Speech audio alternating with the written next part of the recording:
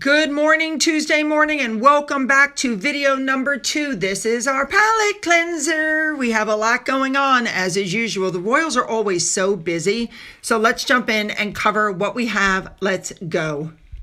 We're going to start with King Charles. We know that his last tour, the one he just finished, was shortened to 9 days because of his cancer diagnosis and his ongoing chemo. Apparently, it's being reported that he does plan to do more foreign tours next year while the treatment continues, because he said that the Australian and Samoan trip proved to be, and I'm quoting, the perfect tonic.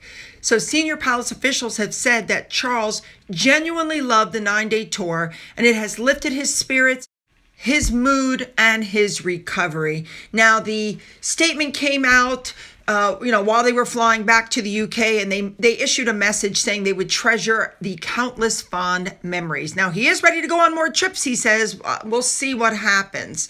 Now, the doctors, King Charles also said, have halted his lifelong aspiration. His lifelong aspiration, in case you didn't know, was to visit all the Commonwealth countries. It's just not going to happen, guys. Let's be honest. And his statement to Samoa that he would return if he survived just broke my heart. It has been reported in the past that King Charles really is in denial about how much he can handle because he's just going to keep going. But it's being said that he's expected to return to a, quote, normal schedule of overseas trips next year. So, he might be done with the chemo by then. He might be feeling much better by then, because remember, we don't know what kind of cancer he has or how long this treatment is going to last. Now, it also is being reported that the king was greatly supported by Queen Camilla, that he gets a lot of strength from her being there, and she keeps it real. I love her. The two of them, as soon as the tour ended, released a new, beautiful picture to mark the end of the tour. I think the two of them are very, I think they're very photogenic. And I absolutely love this photo. Look at that. She looks ethereal in this photo. She really does. Anyway, even through the chemo, even through everything, even when he wasn't on tour, King Charles was working. He was getting documents in that, famous red box. He's a workhorse. He loves the job. He's waited his whole life for the job. And now that he's in the job, he wants to do it to his absolute best ability. You can't fault him for that. Not to mention the fact that he was blessed with his mother for almost his whole life. Think about that. All right, let's move on. All right, let's move on to Princess Anne. I told you about this the other day, but there were no pictures, and now there's pictures. So on October 25th, Princess Anne opened the British Standards Institution International Electrotechnical Commission's annual meeting at the Edinburgh International Conference Centre.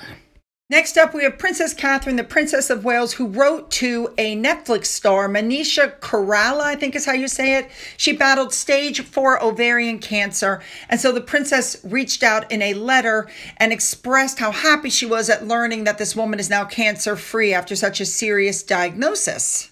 And while she was in the UK recently, Manisha visited the London offices of the cancer charity Overcome, where she met with cancer patients and learned about their work in supporting those who have ovarian cancer. I just love that. And of course, she gave her best wishes to Catherine.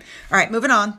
Allow me to correct this for you just right out of the gate. Princess Catherine, the Princess of Wales, and Prince William, they're reporting, did not tell George what was going to happen to him in the future. They did not tell him that he was second in line to the British throne.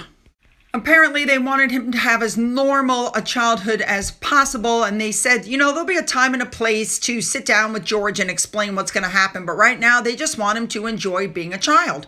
I completely agree with that decision. All right, moving on. Sticking with Prince William, I like the fact we all know there's an ITV show coming out about William's mission to tackle homelessness. We know that this is a thing that's very close to his heart. We know it was instilled into him by Diana at a young age. And he says in his documentary, "My mother introduced me to homelessness a long time ago." Now, in the program, William reflects on the influence that Diana had, saying, I take inspiration and guidance from what my mother did.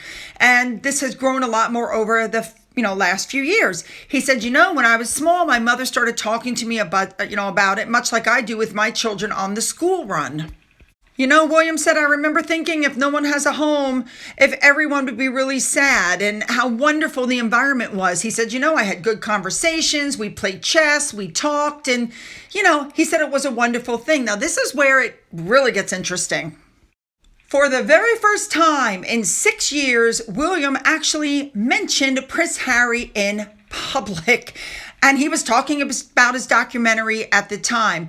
What I don't understand is just because he mentioned Harry doesn't mean that it is an olive branch. It's a memory, not an olive branch. The difference is William is not trying to co-opt Diana's memory like Harry has done. I do find it odd that he did this, and at the same time, Harry's missing. Nobody knows where he is. It's also very obvious that Harry and Meghan are miserable. Yes, the timing is interesting, but all he said was, my mother took me to Passage. She took Harry and I both there, and I'd never been to anything like that before, and I was anxious what to expect. That does not mean that he's offered his brother an olive branch, guys. Now, they've used a variety of pictures in this. This one picture above right now was where Harry and William were sitting at the opening of the fountain that was built in Diana's memory in London Hyde Park. But everybody wants to act like William is co-opting Diana's memory. That's not the first time they were together. How about the Diana statue unveiling? Harry was invited to that. Harry flew in for that. Harry acted like a buffoon during that, made a fool of himself, but he was there. It was Harry's decision to fly in, unveil, and get the heck out of Dodge instead of hanging out and trying to talk to his family. So the two brothers got together to undo the unveiling, but you could definitely see during the unveiling that this was not going well. Harry was separated from everybody else. William was ignoring him, not really speaking to him unless it was absolutely 100% necessary. Harry had been making waves, with the family. He wasn't trying to make any amends with anybody. He was just, throwing his weight around. I'm Princess Diana's son. I'm Princess Diana's son. So I guess the point is that it's not like Harry hasn't been involved with Diana's memory, but let's be very clear. This homeless initiative belongs to William and William alone.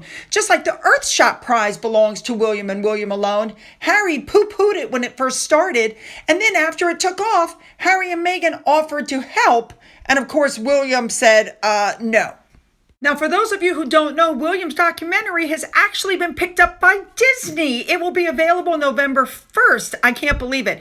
You get to watch the first year of Homeward's Prince William and the Royal Foundation program. And, we all know already that it's a 2-part documentary, and you're going to get to see exclusive behind-the-scenes look at this work. But I love that.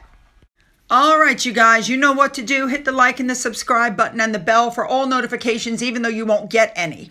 Put your comments down, make them good. Then go down into the description box where you'll find the links to my Twitter, my Gettr, my Rumble, my email, my Patreon, a physical address, and my Amazon wish list. To those of you who've donated to my coffee fund, thank you so much. And as always, you guys, have a great day.